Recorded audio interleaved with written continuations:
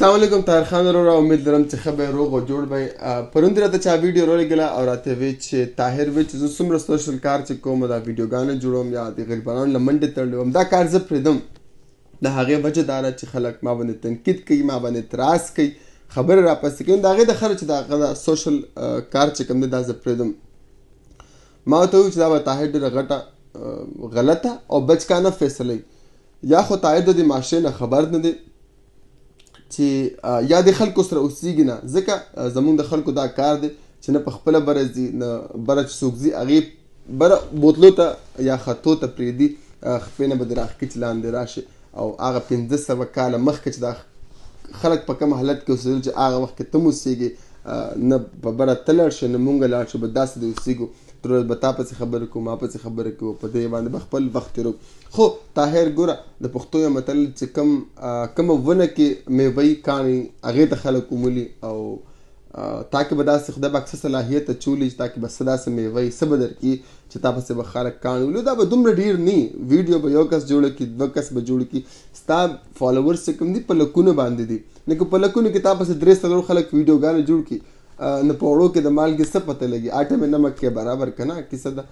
نو دا خبرې په زړه باندې مه اخله. او که ته دا فیصله کې دا فیصله بالکل ته وکړه، دا ستا خپله خوښه ده، خو د فیصلې نه مخکې دا سوچ وکړه چې د سوونو کورونو غریبانو خلکو انغري چې کوم دي ستا د وجې بلیږي، ستا د ویډیوګانو د وجې، ستا د منډې تړل د وجې، سوونو بیماران چې کوم دي د هغې علاج ستا د ولاګینګ نه کېږي، د هر څه نه کېږي. سوونو بلا مسافر چې کوم دي وطن نه بهر دي، د هغې ته یو آواز جوړ شوی. نو چې څومره که ته هر قسمه فیصله کې د هغې نه مخکې د دې خلکو سوچ وکړه، بیا خپله فیصله وکړه.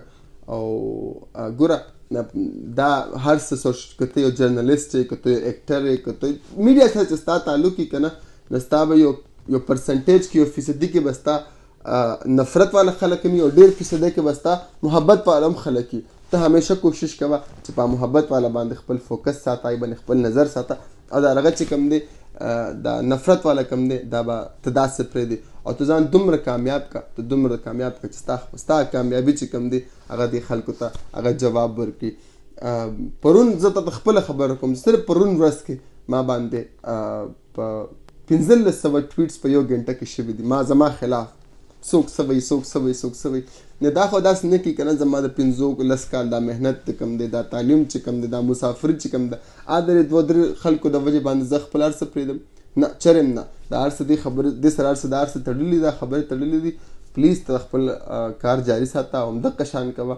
او د غني صاحب یو شعر دی، هغه دا وایي چې غني یې پروا نه کړي که څوک ښه وایي که بد، توف څه به دا جهان وي او ټول د دې جهان.